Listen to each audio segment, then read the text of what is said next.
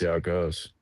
We shall find out. As we're live, can you just let me know how everything's looking on your end? Because I mean, I see, I don't know, it says live, and I mean, you're coming through loud and clear on my end. I don't know. Someone on YouTube. I'm gonna hold on. I'm gonna put all it in right. the threadcast. So, uh,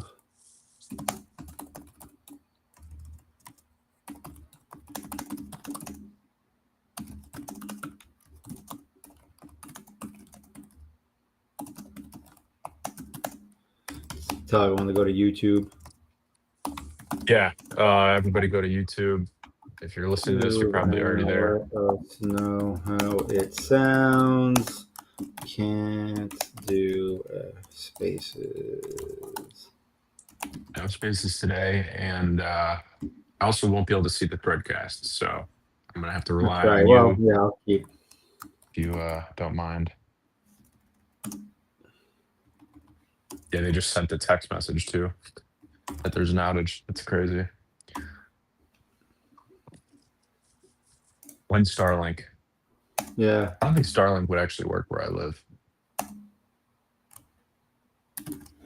I mean, Mike's got it. That's what he uses as his full time internet. He's Really? in. Yeah. I mean, it's not like. I mean, Is he in a city? not really. I mean, he's. It's like I wouldn't say it's rural, but I wouldn't say it's urban. Yeah, I mean, So. I think that's the thing is Starlink wouldn't work well in a city environment, is what I've heard. Oh, okay. So maybe that's why it works for him. Yeah, because he's. I mean, he's. It's He's yeah, northeast. He's not very far from the coastline, but he's also, you know, um, in between. He's definitely not city, so it's a yeah. little. It's got a little bit of a rural, like it's definitely suburb, but it's suburb with like a little bit of a rural vibe to it. So Oh, I okay, I didn't. see. That's funny. So it actually works better in spread out places. Yeah, yeah. My understanding is that it doesn't work well in like high rises and whatnot. I mean, I guess that makes sense. Yeah. So I wonder. Yeah, it might not work well for me at all than where I live. Yeah, yeah. I don't think any like densely populated areas won't work well. Yeah. All right. Well, I put Just a keep. thread in the threadcast All right. letting everyone know that you go to YouTube and that there won't be spaces. Um, oh, hold on. I am in an old threadcast. Uh-oh. Wait. Oh my god. You should be able to That just sucks. I edit, posted. click I edit, and posted in then last copy week's it all. threadcast somehow. I have no idea how I ended up on that one. Well, That's that was a funny. waste. So you should be able to just click edit and then Yeah. No, copy I'm paste good. it. Uh, I'm not gonna check the threadcast because I feel like if I try to use my phone at all, it's gonna just cut the connection on everything. So hold on. Let me copy pasta. No, I don't want to copy a link. I want to copy my shit. while you do that, I will give people the quick rundown. Um, Uh, we'll give people the quick rundown of everything that's been going on. Um, we posted so every week now we're doing, like I mentioned last week, we're doing a weekly, kind of update in the Leoverse, everything that's happening.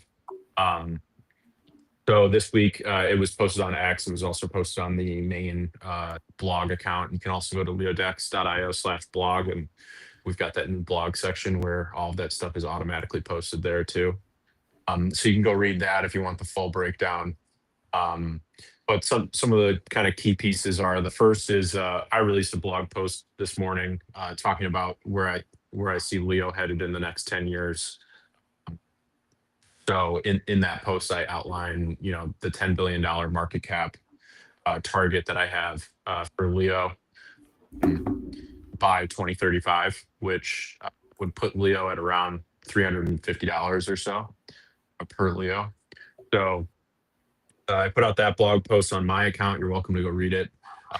And I talk about how there's kind of four pillars to achieving that. The first is LeoDex. Obviously, LeoDex is really the flagship app now, and growing it is the key to everything. And I think a great way to explain it is, and I'll kind of get into that later, but a great way to explain it is that LeoDex brings in USDC, which is exogenous, revenue and capital and value capture, and it spins the entire economy. So bringing in that kind of primary form of exogenous capital is really the key.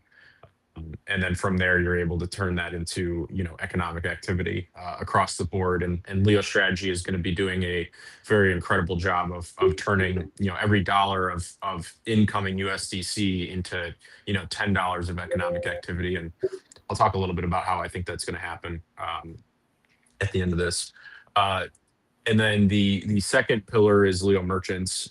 So by 2035, having $1 billion a year in processing volume, I think is very achievable for something like Leo Merchants, which is primarily focused on IRL payments and using essentially the lead domino for that is also LeoDex, where LeoDex is the backend for Leo Merchants. So allowing any customer to pay in any crypto and any merchant to receive any crypto requires that you have LeoDex to power it all.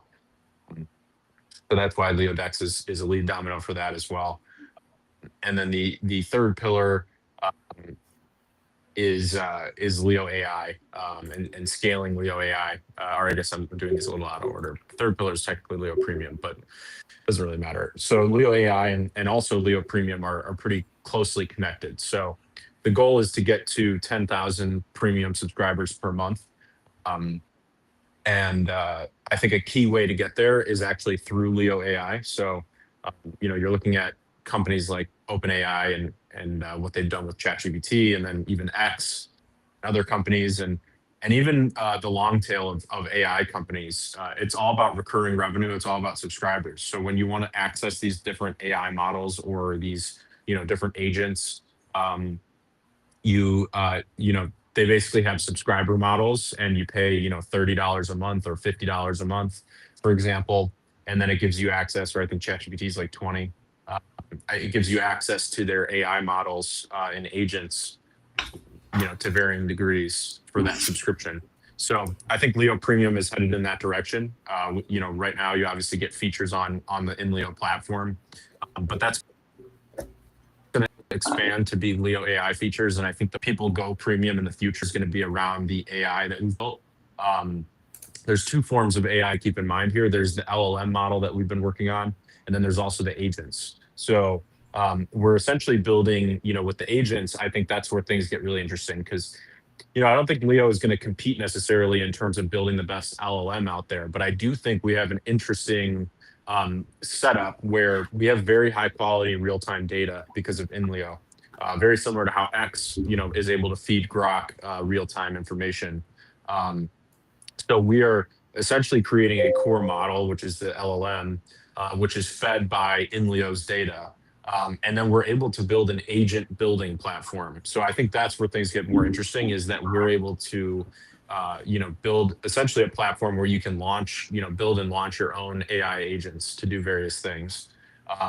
So the two end pillars there are 10,000 premium subscribers, and then 100,000 AI agents and growing. Because what I envision is an AI agent marketplace that we build, and you'll be able to create your own modular agents, and it'll be very much essentially like vibe coding. Like, you won't need any coding knowledge, but you'll be able to code your own AI agents. If any of you have used things like Replit or some of these other kind of no code tools, it's the future is one where anybody can build anything. And I think that our AI agent builder will be very interesting for this. So you can foresee a future not too far away where you'll go to a specific app, the Leo AI app, and then if you're premium, you'll be able to essentially use a chatting interface in order to vibe code an AI agent to do whatever you want. So for example, if you want an AI agent that's a research assistant that helps you, research and write blog posts. If you want an assistant that, can help you with travel plans, you can build your own AI agent for that. If you want an assistant that, tracks the financial news and real-time data surrounding it, and then feeds you, for example, 3 bullet points every morning when you wake up. What are the major things happening in the global economy? You could build an agent that does that. and it's like fully modular. So you'll be able to just simply change the agent, as you go, and build and launch and have multiple agents if you want. And it's all driven by Leo Premium. So if you're premium, you get to build these agents. And then you'll be able to choose, and I've talked about this before, you'll be able to choose if you want your agent to be public. So if you want a public facing agent, you can actually have it post to the chain as well. Um, and what that will do is actually create an environment where if people do have, and I assume there's going to be some agents that are public, some that are private, and the public agents will then be able to, people can essentially clone your agent and copy paste it into their own agent and then make changes if they want. So I think what this creates in terms of an agent marketplace is an explosion in the number of AI agents that are running on Leo. Um, and these agents all do various things, and are really like whatever the user wants it to be. So it's definitely going to be. I think it's going to be one of the most interesting aspects of the project in terms of the future of Leo. And you can imagine, agents that trade for you. You tell the agent, hey, when Bitcoin hits 130,000, execute a buy order on LeoDex, and an agent could do that. So you can imagine, people could have agents that are market makers, all sorts of things. I mean, it's really up to the user what they can create, and we're kind of seeing this already across the landscape of AI. Is all these really niche and fringe products are being created. It's really like a new internet revolution. Uh, but I think we can all, call it the agentic internet revolution. So I think what I'm gonna do is, if I see any questions related to like the current topic, I'll throw those out, as opposed to Yeah. like having to go back after you kind of cover everything. And again, I don't know if some questions are relevant or not, or if they're kidding or not. But let's see what we got. This one seems pretty straightforward. Ben Haas asks, "What's the number of agents currently?" There's about 80 to 100 agents out there right now. Mm. Nice. Many of them don't do things that are public facing, so they're doing various, things in the background. Mm. Okay, And cool. some of them are public facing. I would say like some of the more like obvious ones are, for example, Leo.alerts, which is alerting you to, Leo tokenomic movements like the POL buying back Leo, or the CERP buying back Leo, or LSTR.alerts, which we Sweet. built for the Leo strategy team, which shows the balance sheet reporting every day. Who needs whale alerts when you have Leo alerts? Yeah, it's essentially whale alerts, but it's AI agentic.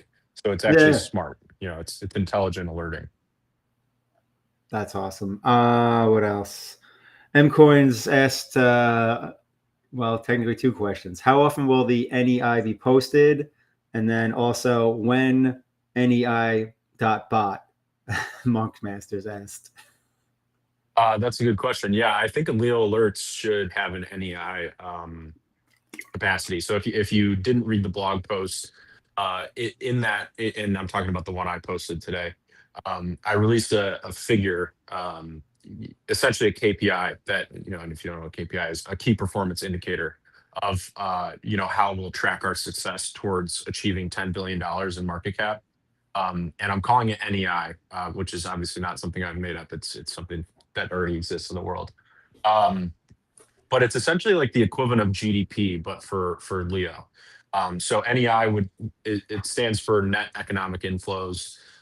Essentially, you could look at it as any way that Leo is able to generate economic, essentially an economic income of some kind. So, for example, if LeoDex generates, like today, LeoDex generated a little over 250 USDC in affiliate fees so far.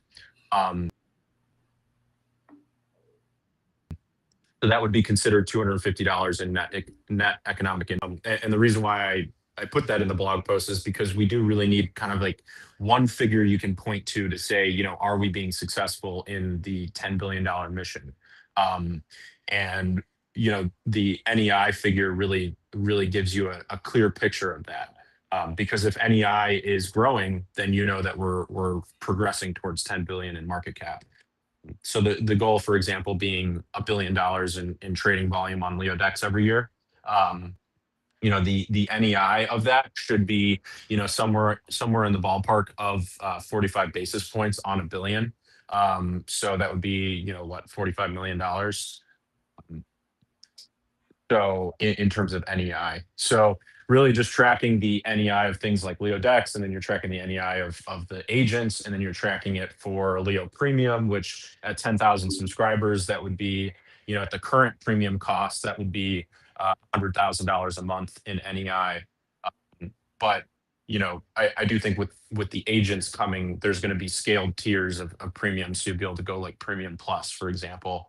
Um, but just for simplistic numbers, you could say at 10,000 premiums, it would be 100,000 a month in NEI. Um, and then you would look at Leo merchants, and it generates 1.5% on every payment that goes through it. So that would be at $1 billion a year. You can run the math on everything I just mentioned combined would be your total NEI for the year. Nice. Get that premium platinum. I can't talk. Yeah. Premium platinum. That's a lot of P's right Yeah, there. I do think in the long run we'll have different tiers. I do Nice, think nice. so. So kind of touching on the AI theme again, Task reminded everyone people need to fill the database for Leo AI. People posting GM doesn't cut it. So Yeah, I think engagement is a great thing, and I know people say GM, and it depends on how you do it. Like if you just say GM and you leave, I mean that's just kind of a stupid way to put up a thread. If you well, say it and then you engage with people, that's a whole other thing. what's good, like kind of what's a good example of useful content to help essentially you know Really, it's just grow. activity. It's Okay. really activity. Yeah, I mean it's really just user engagement is very valuable. Data itself is very valuable. Okay. Agents that I foresee a future where we've got agents that pull from news sources and post regularly. Um, like for example, there's breaking news about like if the Fed cuts rates, right? We want that information on Inleo as fast as possible within milliseconds of it breaking news, because the Okay. faster, like what we're in right now is a data gold rush. Data is the new gold, and we're talking in an AI future. Data is the new gold, and um, whoever has essentially high quality proprietary data is winning in this new era of data gold rush. So you look at like X, they've got all the data on X, and that's all real time high quality data, and they've already done a really good job of essentially gatekeeping that from other AIs. So it's very difficult for other AI models to be trained on data from X, for example. And you're seeing a lot of lawsuits towards companies like OpenAI and other LLMs, where certain organizations and websites are saying, "Hey, you're not allowed to crawl my data and put it in your LLM." So Mm, what that means is the more high quality data that you can have access to in perpetuity, the better your LLM model, and the better your agents are going to be. So really, it's every form of data possible. Whether you post that a turkey sandwich is better than a chicken sandwich, or you post that, hey, the Fed cut rates 2 seconds so ago. I can Both are literally like valuable in different ways. and Task, put a thread that said news and historical information is very valuable. So I mean, I can, as an example, I could just literally, and it's funny because I am very sporadic with my threads. I don't have any kind of common theme. I just randomly, when something pops in my head, whether it's a thought on the crypto market or just sharing a real estate adventure or whatever it is. But the reality is, there's knowledge sitting in my brain that I can just essentially thread out on a daily basis, whether it's like, you know, uh, economic historical data, or whether it's, quotes from, historical figures.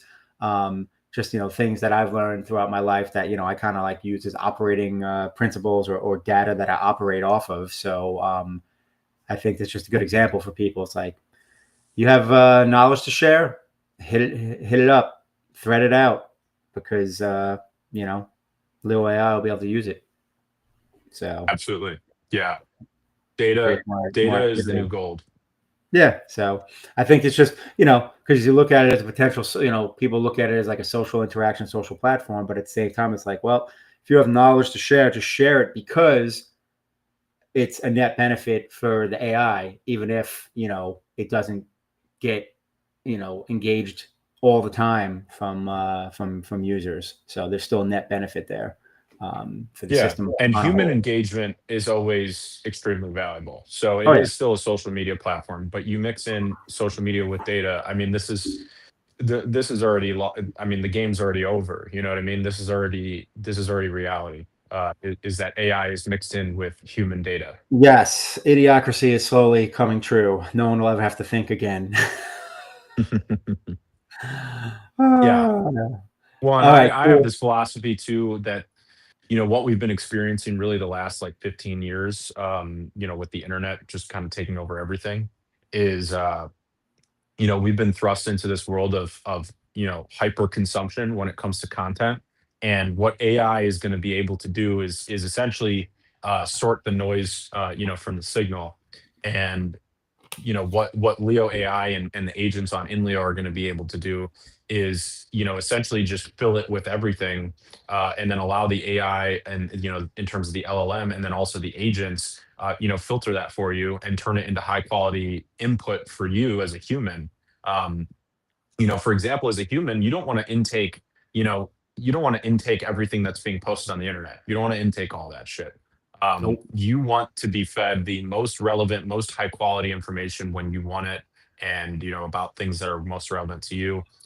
This is why TikTok is so popular, is because their AI um, algorithm is so vastly superior to all other social networks. When you open TikTok and you're like a regular user, you are fed with videos that are just hyper relevant to you. I mean, it's very few and far between that you get a video that you're not interested in some capacity. And the reason why is because their AI algorithm is just so good at telling what you like and when you like it. That's why it's so addicting for people. They can sit there and scroll it for hours because it's just constantly feeding them things that they want to see. So Yep. that is like the first iteration of, really AI has been around for a lot longer than people think. It started with like Facebook's algorithm, then other networks added it. Google has it, obviously. Then TikTok's, I think, is the most advanced version of in terms of a social algorithm. Um, and what I foresee happening is that all of this moves to agents, where instead of, you have an algorithm on TikTok feeding you videos, and you'll probably still have that too. You'll also be able to have agents that work for you to say, hey, you want to see some good financial news right now. Well, I know what kind of financial news you tend to like. You're a Tesla stock investor. You tend to be interested in technology. And compensation plans, and then it like feeds you exactly what you're looking for. And the agent is just out there hunting down, instead of you being the front lines of intaking all that data, the agent is on the front line intaking all the data and then filtering it and then giving it back to you for what it thinks you want. And I think there's the future is that every human is going to have at least one agent, um, in order to help them, essentially navigate the new world, navigate the internet and all the content that's going to be coming our way. Makes Um, sense. I because mean, the that's funny not part changing. is, It's only going yeah, to get worse. you found like an aspect that kind of caught my attention, and that's actually a problem that needs to get solved because that is what has happened over the last 25 years. Like the information overload for us as humans, like that's why everyone's just so like ADD and just like scattered because you're just getting inundated with information all the time. It's like at the tip of your fingers, and you know, there's studies that show if we're even designed to operate like that. And like you said, AI being able to essentially filter it for us is probably a net positive because yeah, it's out of control the amount of information available and the amount of information we get exposed to constantly on a regular basis, and it's probably why you look at mental health and how that's become such a big thing over the last couple of decades, and it seems like a higher percentage of the population has anxiety and has attention deficit and all that stuff. So I think a lot of this goes hand in hand. So that's an interesting dynamic for AI kind of actually fixing a problem that was created by, technology. Um, Hmm. so I saw some questions in regards to, LeoDex. I don't know if you want to transition to that. I do Yeah, know I got to get Leo, my my Leo staked, get S Leo, because in a week from now we are going live. a I week from believe. today. Nice. Yeah. So USDC rewards start 1 week from today. And that's obviously on leodex.io/Leo, where you can stake your Leo. Um, and then, like I said, like today, LeoDex generated about over 250 USDC, uh, and the day's obviously not over yet. Yesterday generated like $1,100. Um, so yeah, basically the growth of LeoDex, and it's kind of what I was getting into at the beginning, which now would be a good time to circle back on that. Is LeoDex is like it's the lead domino. It is essentially the river that flows into the Leo economy and then fuels everything else. So you see LeoDex, for example, yesterday doing like 330,000 in trading volume. Today it's done about 75,000 so far, and that is really the economic river of inflows. Um, and then so that brings in USDC, obviously starting next week, literally a day, 7 days from today. Um, that USDC goes directly into the S Leo contract. Two of the biggest stakers are Leo Strategy and the POL. So the POL stands for Protocol Owned Leo. So Protocol Owned Leo is perma staked Leo. So for the past 90 days, any Uh-oh. I got a phone call. I think I should be good. I should Oh, put this on do that's not. funny. I thought we lost you. I That should put makes this sense. on do not disturb. Oh, it's amazing that we could. I Uh, mean, it's pretty amazing that you can even do this, from your phone. It's just like I know. 20 I'm years kind of ago, surprised it's working this not a well. thing. Yeah, I'm surprised too Yeah, on cellular data.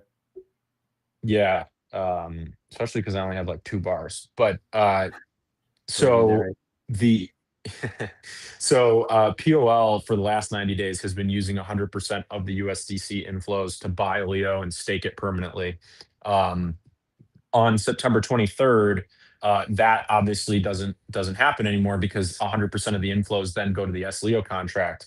But over that past 90 days, the POL has been building up its own stake, and that essentially is the beginning of the snowball for POL.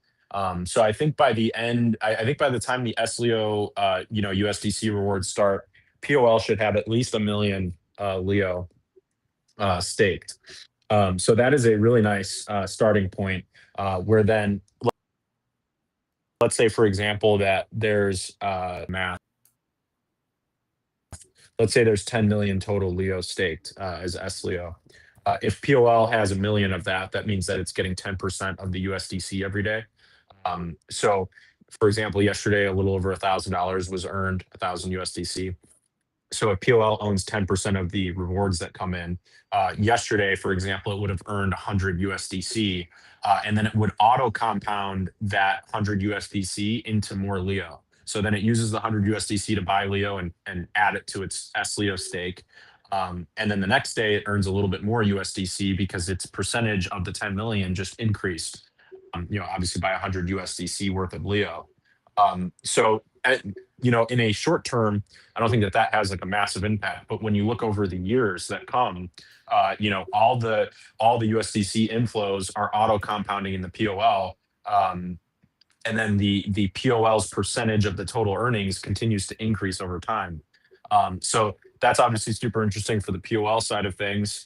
Essentially, just creating permanent demand for buying Leo, and you can track that on leodex.io/Leo. If you scroll to the bottom of the page, it shows you the POL's address and the total balance of S Leo in it in real time, and it also will calculate. You can see there's some other modules there. Obviously, these aren't like, for example, right now they say 0 because it's not live. The USDC rewards aren't live yet, but it actually will show you calculations on how much it expects the POL to grow, every year, and at what rate is it auto compounding, and other interesting data like that. And I'm sure we'll find more pieces of data to add over time. So that's obviously going to be really interesting for POL, and just what watching it and tracking it in general. Um, and then in terms of Leo strategy, I think what they're doing is very interesting because they're essentially building up a massive capital stack uh, of Leo, and then taking all of it, staking it as S Leo, and then essentially doing the same thing the POL is doing, where they take their percentage of USDC that comes in every day. They buy Leo and they add it to their S Leo and auto compound every day, which means that their balance sheet is expanding every single day in terms of the Leo per share that's held. And that expansion then allows them to create more products and services and derivatives, which then they use to raise more capital to buy even more Leo and stake it as S Leo and then earn even more USDC. And the whole flywheel kind of perpetuates itself. Um, so I think it's going to be really interesting to see both the POL grow and also Leo strategy grow. So POL, like I said, I think we'll have about 1 million Leo by the time, by this time next week, uh, at least. And Leo strategy already has about 2.5 million Leo today. And they're buying, roughly 50 to 70,000 Leo a day right now at the current pace. So, by the time the stake and rewards go live, they should have, where does that put them? Potentially close to 3 million Leo. So that's between POL and Leo strategy, that's about 4 million Leo that will be staked as S Leo and earning, its percentage of the USDC that comes in.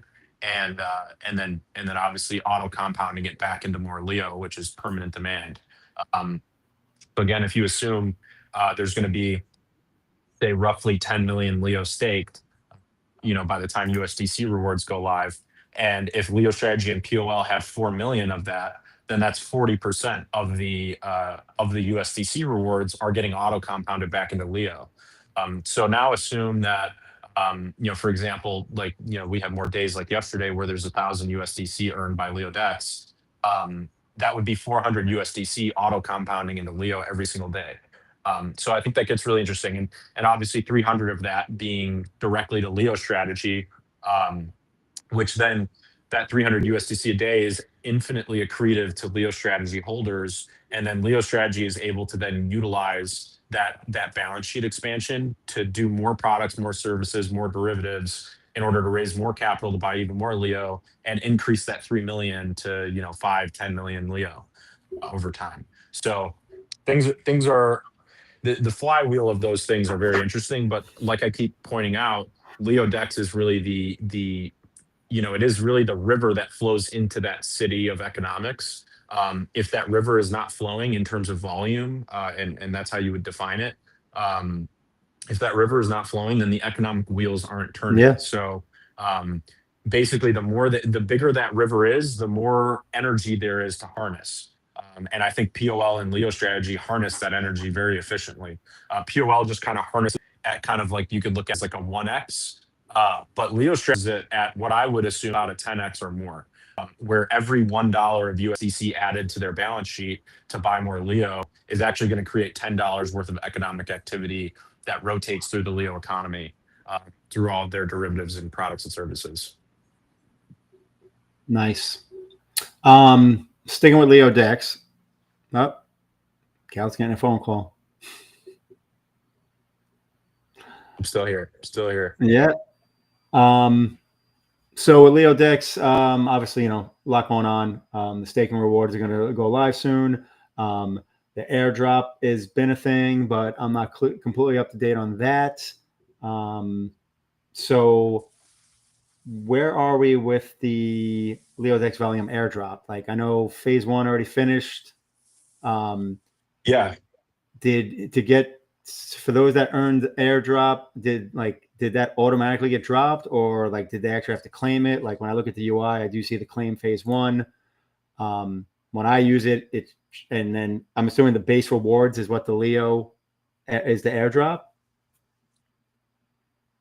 So the volume-based airdrop is closed right now. So any volume is not eligible for the airdrop. Got you. There's phase one already happened, and we have the phase one claims that are mostly done. The claim module ended up being a really big pain in the ass, Gotcha. to be honest. So I would say more than half of all the claims worked flawlessly. There were no problems. The other half have essentially required us to manually intervene. Okay. And people have had to open tickets, and then we've had to review and then figure out why their airdrop didn't go through. And there's a lot of different issues essentially, and a lot of this is created by so many different types of wallets, so many different types of Oh yeah. blockchains. Because our claiming module actually lives on every single blockchain that is tradable on LeoDex. Well, yeah, I saw like So when you go to claim, there's all the different options on how you claim, and which kind of threw me. I just assumed like I was gonna just get Leo, and then I'm like seeing like all those different options. So, just yeah, in terms of no, you have to actually claim the address on each chain. okay, So so yeah, it's all pretty right, so complex. and this is me personally, like so I'm gonna probably and I've something I probably should have done already. Submit a ticket because I can't claim, and looking at my history, I don't see anything that looks like it was the airdrop from tier one. Um, Although I don't know even know what I would look for. Like if you guys did you manually do them, or you only manually did the ones that had tickets? Like Only what would I the look ones for? that are obviously, yeah, only the ones that are obviously failed or people Okay, reported to us gotcha. as not sent, Okay, sweet. were manually fixed. All But right, you could cool. just Yeah. look in your wallet for Leo. Look for Leo that was sent to you. Yep. All right. And that was my Obviously, question. I yeah, assumed it would have been as Leo. So, all right. Yeah. No, I probably like yeah, honestly, and it's something that I haven't kept an eye I on. think the And address where then, you would receive the Leo from would end in 966A. Would be okay. the Well, ending I address already know of looking the at my transaction. requested. So, Yeah, I'm someone that should have submitted a ticket, when whatever it was announced, obviously that there was being, there was an adjustment and in terms of the process. So, okay, cool. No, it's good to yeah, know. yeah. So So I'm not the only one if you're out there. missing something, submit a ticket, include all the information. And by the way, this is all for phase one claims. Phase two Yep. claims we haven't even opened yet. Yep. So once we're 100% done with phase one claims, then we'll open phase two claims. And a lot of people have asked, well, there's probably going to be at least 1.5 million Leo ish left over that was designated for the airdrop. Um, and what's going to happen with that Leo? It's still TBD. I think we'll either open phase three because there's supposed to be three phases. So we'll either do phase three or we'll cancel phase three. If phase three gets canceled, then whatever is left over, roughly 1.5 million Leo or so, it'll just get deposited to the POL as permanent S Leo, and the POL will just own that Leo. Which I'm thinking is probably the most likely outcome because this claiming process has just really ate up a lot of time that I would rather have our team be spending on things like perps. Yeah, it's definitely So definitely so I not. have a feeling that phase three will just be canceled. Gotcha. Yeah, it's definitely not the highest and best use of the developer's time. Um, all right, so Yeah. we'll bounce around a little bit with questions because it's one, and I can't stay on too long after. Um, well, one cool thing I saw is Nakashima pointed out that LeoDex has been sitting as number two. And Asgard Dex isn't even a web um, wallet, which is the one that is ahead. So that's pretty awesome that LeoDex is doing that well. Yeah, I think we're on our way to being the best web app for cross-chain DEX Nice. trading. You know, Senior that's Coconuts. where we're at. I think this one is probably straightforward. It's and he's like, I should stake more. How does it affect LSTR.voter when people are unstaking to turn their Leo into S Leo? And I'm assuming that answer is just the LSTR voter just has a little less voting power. Yeah, well, it's all I think what we're going to see, and I know that there's a lot of questions about, what happens to the economics of everything, really, because we've now introduced with S Leo, we've now introduced a whole new way to stake Leo, and it's on, the Arbitrum blockchain, which obviously introduces very interesting dynamics for in Leo. where you can also stake Leo and earn rewards, but in a very different way. You don't earn USDC, you actually earn more Leo, and you earn it by being active, obviously curating and creating content. Um, what's going to be interesting to watch, and this is something that nobody can really predict, with 100% accuracy, is there's a dynamic being created where there's going to be a lot of demand to move your Leo to Arbitrum and stake it so that you earn USDC. But that being said, for every Leo that is moved to Arbitrum and staked over there, that is one less Leo that is staked as Leo power on in Leo, um, which means that all the remaining Leo staked as Leo power is now more effective. So if you just use some kind of big numbers, big picture numbers, let's say that half of all Leo staked on in Leo is moved over to Arbitrum and staked over there. Well, that means that the half Leo that remains on in Leo is now twice as effective at curating content. So it means that the curators who are holding Leo power, your earnings are going to double overnight. And this is obviously, I'm just using big numbers, round numbers to say if half, and I think there was like roughly 16 million Leo staked, before all of this went down. So let's just say that there was 16 million Leo power curating actively. And after September 23rd, 8 million of that is moved over to Arbitrum and staked there. And the other 8 million Leo power remains on in Leo. Well, that whatever Leo power remains on in Leo is now going to earn twice. The rewards will literally double. And it's because the rewards pool is the same size, but there's half as much Leo competing for that rewards pool.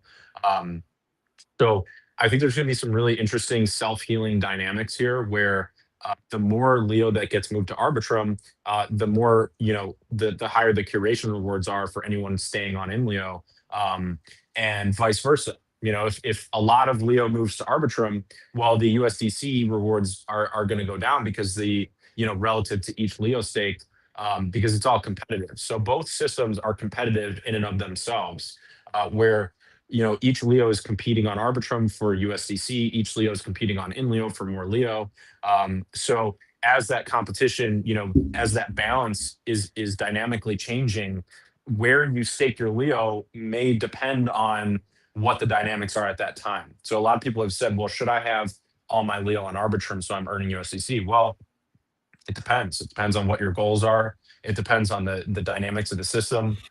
Let's say in some extreme scenario, 25 million of the 30 million Leo out there moves to Arbitrum. Well, now only 5 million Leo can be staked on in Leo. Well, it might be a really good idea to stake some Leo on in Leo so that you earn a bigger share of the same rewards pool where there's less competition. So that's why I think things are really interesting and Well, hard I to mean, predict. But that's also part of the yeah, and I fun. mean, at the end of the day, there's vertical integration, and because of that, there's a net benefit. So it's just like, regardless of where it goes, it's still a net benefit on the overall ecosystem. You know what I mean? And now, whatever the weight of that benefit might be a little bit better, a little bit worse, but at the end of the day, the overall trend is it's a net benefit to the ecosystem. So I personally am not going to really like overthink it, but that's the beauty of kind of having a vertical integration with all this, and like you said, really that flywheel effect. Stepping back over to Leo AI, Ahmad Manga asked an interesting question and said, and a couple of people actually kind of rethreaded and second their curiosity. Asked, will Leo AI's LLM be available on Hugging Face at some point? Asking because if the LLM is good enough, AI bros will become interested in Leo.io as well. And hopefully AI can speak Yeah, better than I me think today. it's yeah, I think it's very possible that we list the LLM in those places. Cool. I mean, yeah, anything that can bring further attention to in Leo on a whole. Right. Um, Well, and consider it's a product, right? It's something that Leo as an ecosystem is selling to the world. So if we bring people in um and they and I would look at like the main question behind anything that Leo does as a team, as a community, as an ecosystem is all centered around NEI. net economic inflows that we talked about before, where, for example, this question would be, well, would listing Leo AI's LLM on something like Hugging Face or other sites, in order to attract potential subscribers to Leo Premium so that they could access that AI model, would that add economic inflows, NEI? Would that increase Yeah. NEI? And obviously, the answer is yes. If you get 10 more subscribers out of something, well, now you've increased NEI by, 10 subscribers times $10 a month is $100 a month. So anything that increases NEI is something that we should be Yeah, it makes doing. sense. All right. So staying on that topic, I see a question that's funny. Carefree says slightly off topic, but it turns out now it's on topic. Um, Says, is there still interest in sponsoring local events? Obviously, if they appear to be a net positive. I know the people over at the Atlanta Blockchain Center. They always have projects presenting there and pretty good turnouts.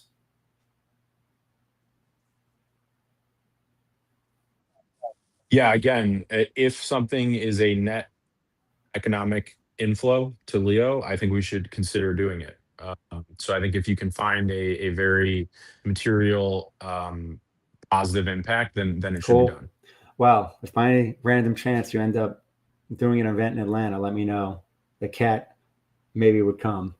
It's not that's an easy trip, and The cat could it's an slide easy on trip, and over.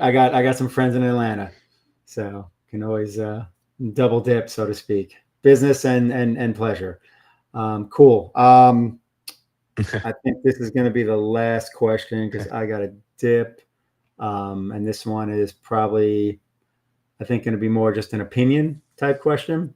Um, so Sully Me said about Surge, it makes me a bit anxious to see the low amount of holders.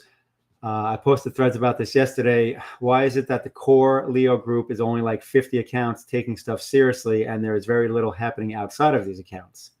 Before you answer that, my response is, well, because there's a thing called 1,000 true fans. Well, apparently right now there's only 50, so we got to get that to 1,000 because, as been proven, all you need for big success is 1,000 true fans. Anyway, that's my sidebar. So your thoughts on this, Cal, with I guess the surge hodlers being so concentrated? Yeah, I think the connection's a little spotty, so hopefully the video is fine for everybody. I don't know where the 50 number comes from because I think the surge holders are over 300. Someone can call it in the third cast right now and everyone can look. If you do exclamation point surge base stats, it'll tell you how many surge holders there are. Um, Pretty sure it's over 300. Uh, but yeah, I mean, Well, like Mitch said, it only takes 1,000 true fans. yeah, And also, keep in mind, I think this is a big reason that Leo Strategy is looking to expand to the base blockchain. So they're building, the bridge for LSTR and Surge to go to base, and I assume that future products, down the line, will be simultaneously launched, on Hive Engine and on base. So keep in mind that, when something's offered on Hive Engine, that is a very niche market. I mean, there is very low activity on Hive Engine. I think if you looked at the actual human doing things on Hive Engine, it's also less than 1,000 on the entire layer two. Um, so I think going to something like base is a huge deal. You're talking about millions, tens of millions, hundreds of millions of unique accounts interacting on a daily and monthly basis. So the market, it's essentially like saying, hey, we've got this, we've got the Atlantic Ocean right here, and we've also got this puddle in the sidewalk. Well, Hive Engine is the size of that puddle, and you've got the Atlantic Ocean, so you can put your sailboat in the little puddle, and you'll obviously only be able to go so far. Or you could build a bridge where you can take your sailboat from the puddle to the ocean, and now you can plug into a world of, essentially infinite expansion, or very near infinite expansion.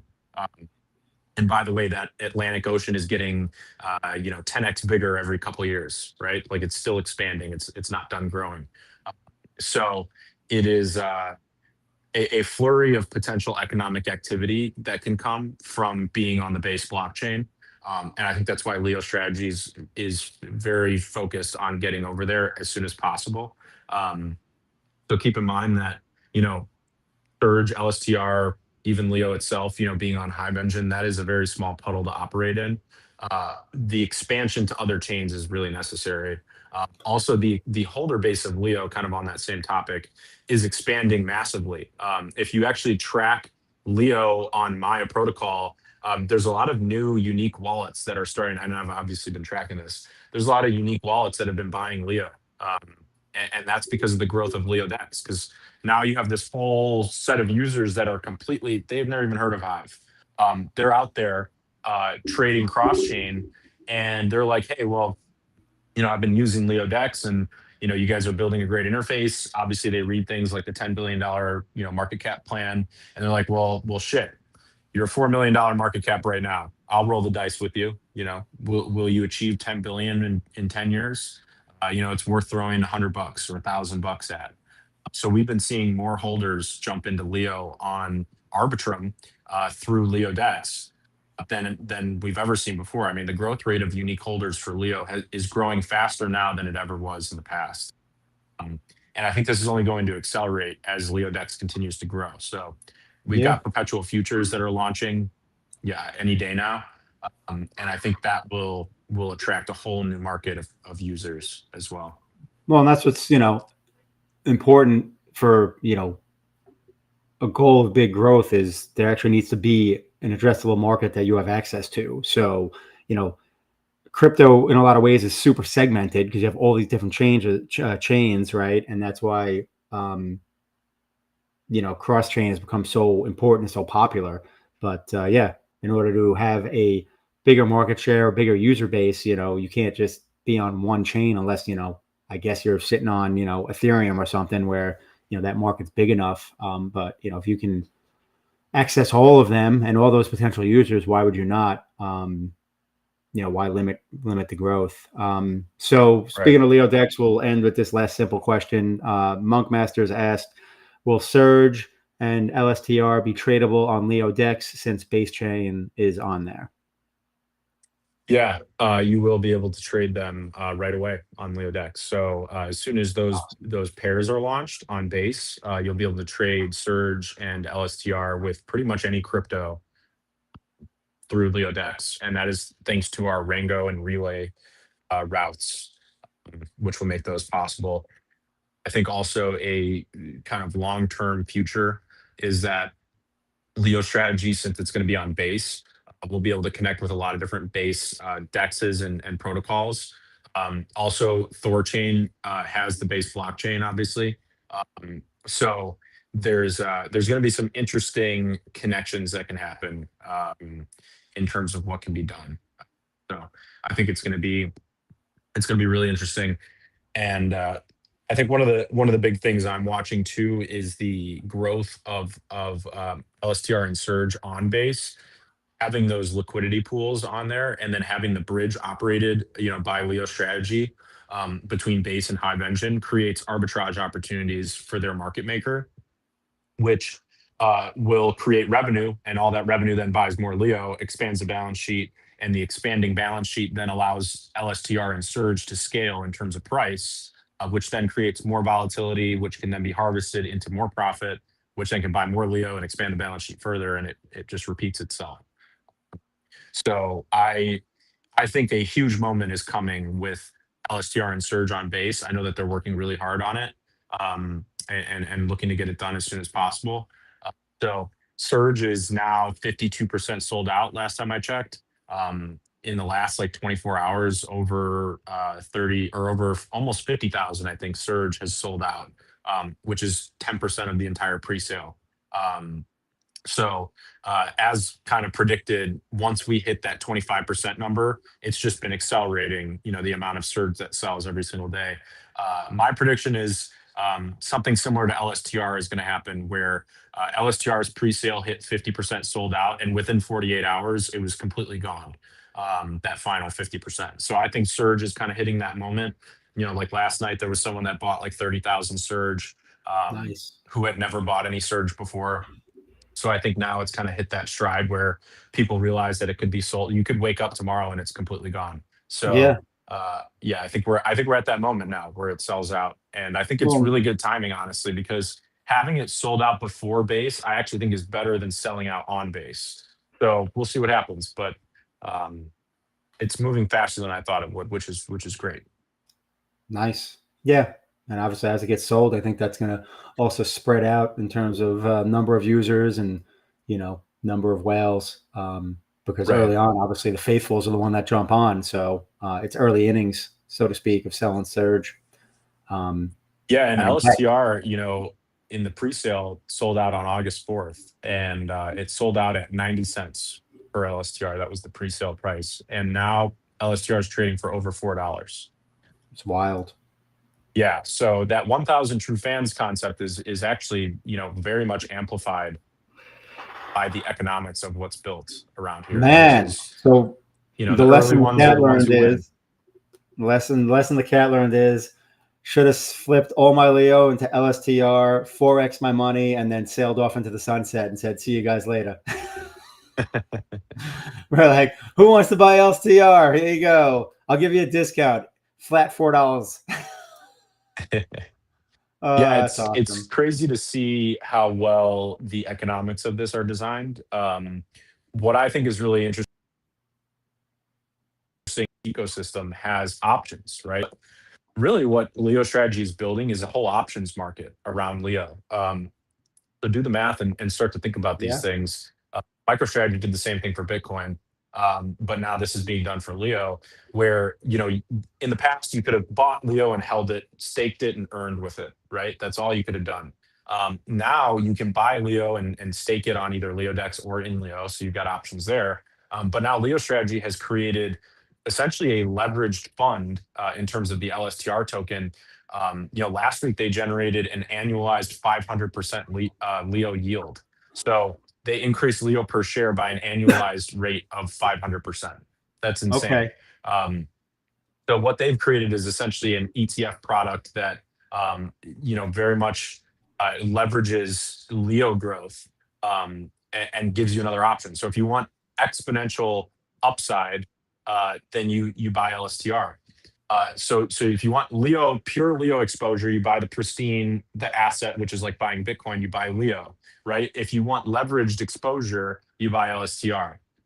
If you want downside protection, you buy Surge, which gives you a $1 floor price. It pays you a weekly yield um, of 15% APR, which is effectively 19% because of the presale discount. So you get paid every week. And then you have a long dated call option where you can convert that surge into LSTR, when LSTR crosses $50, which is now basically a 10x away.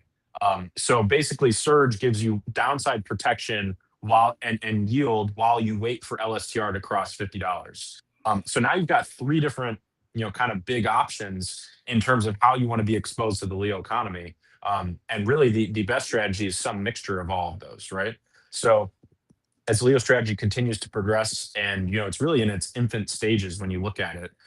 But as it starts to mature and progress, and the balance sheet starts to expand even more, you're going to see even more interesting products get created that give even more optionality to people in the Leo ecosystem.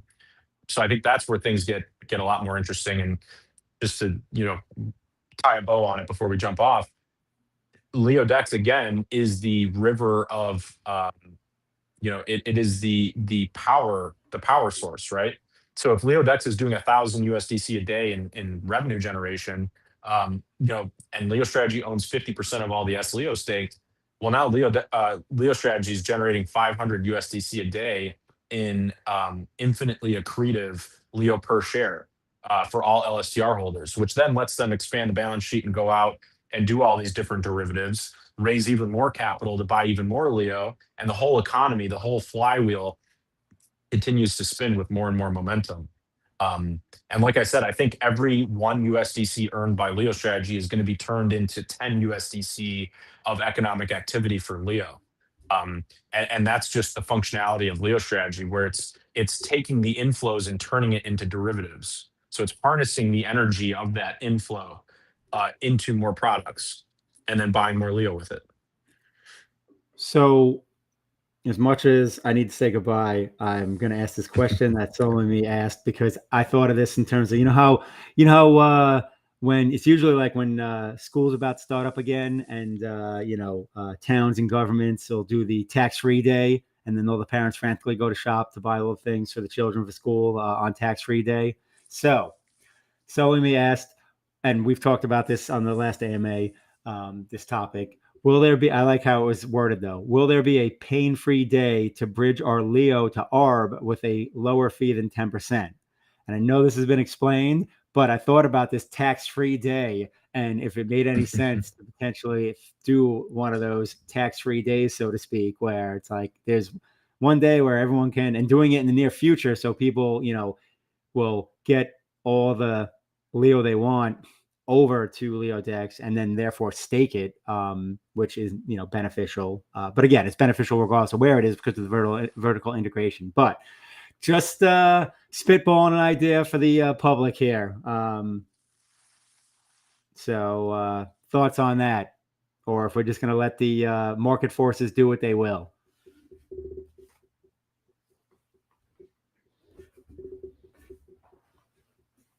I see I'm the phone frozen. being adjusted. All right, you cut out. You cut out for part of that. I heard, will there be a tax-free day? And then I know you were Yeah, talking for a basically little the bit after idea. that. Tax-free day for the for bridging Leo to Arbitrum, um, outside of just the ebb and flow of market forces.